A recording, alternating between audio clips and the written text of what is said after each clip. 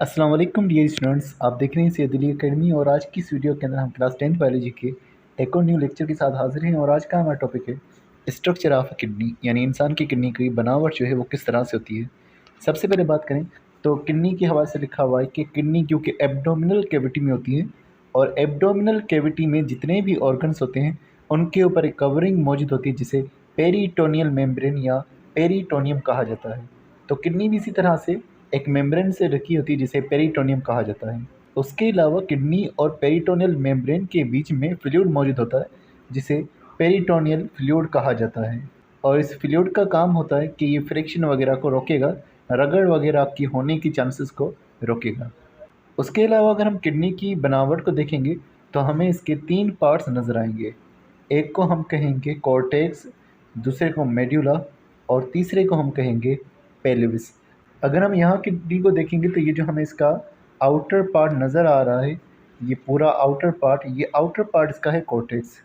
फिर उसके बाद अंदर का जितना भी हिस्सा है वो मेडुला, और फिर ये वाला हिस्सा जो होगा ये इसका पेल्विस कहलवाएगा। तो इस किडनी के 3 मेन हिस्से होते हैं, कॉर्टेक्स, मेडुला और पेल्विस। सबसे पहले अगर हम कॉर्टेक्स की बात करें तो कॉर्टेक्स जो है आउटर पार्ट होता है और ये डार्क ब्राउन कलर का होता है। इसके ऊपर मेम्ब्रेन मौजूद होती है जो कि फाइब्रस कैप्सूल कहलवाती हैं।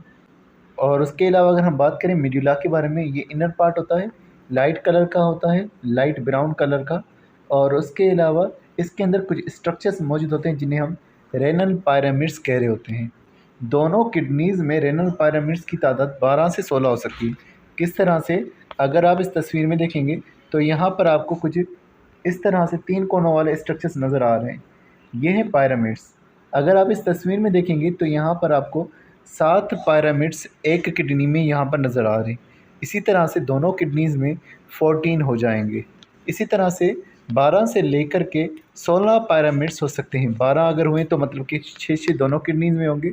अगर 8-8 हो गए तो दोनों किडनीज़ के अंदर 16 पिरामिड्स मौजूद होंगे। उसके अलावा किडनी के अंदर कुछ स्ट्रक्चर्स होते हैं, इसी मेडुला वाले रीजन के अंदर किडनी के अंदर कुछ स्ट्रक्चर्स होते हैं जिन्हें नेफ्रॉन कहा जाता है। नेफ्रॉन दरअसल ट्यूब्स होती हैं जिनका काम होता है ब्लड की फ़िल्ट्रेशन कराना।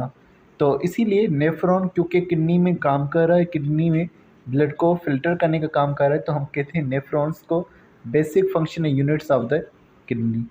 और इसी हवाले से लिखा हुआ कि ये टाइनी ट्यूबल्स होती हैं जो ऑस्मो रेगुलेशन को कंट्रोल करती हैं, यानी कि वाटर और सॉल्ट को बैलेंस करती है, और उसके नतीजे में ये फिर यूरिन को भी प्रोड्यूस करती है। उसके अलावा किडनीज़ जो हैं यूरेटर के साथ कनेक्टेड होती हैं पेल्विस रीजन के अंदर। पेल्विस जो किडनी का रीजन है जो कि अंदर की तरफ मौजूद है, सारा यूरिन वहाँ पेल्विस में जमा होता है। पेल्विस के बाद ये चला जाता है यूरेटर के अंदर। तो पेल्विस एक फुनेल के जैसी स्पेस होती है और इसको हम एक इनलार्ज पोर्शन ऑफ यूरेटर कह रहे होते हैं। इस तस्वीर के अंदर भी आप देखेंगे तो आपको पिरामिड्स नज़र आ रहे हैं, एक ये हो गया, और उसके अलावा यहाँ पर मौजूद होगा ट्यूब निकलेगी जो कि होगी हमारे पास यूरेटर, और इससे पहले का जो ये रीजन होगा ये हमारे पास पेल्विस कहलवाएगा।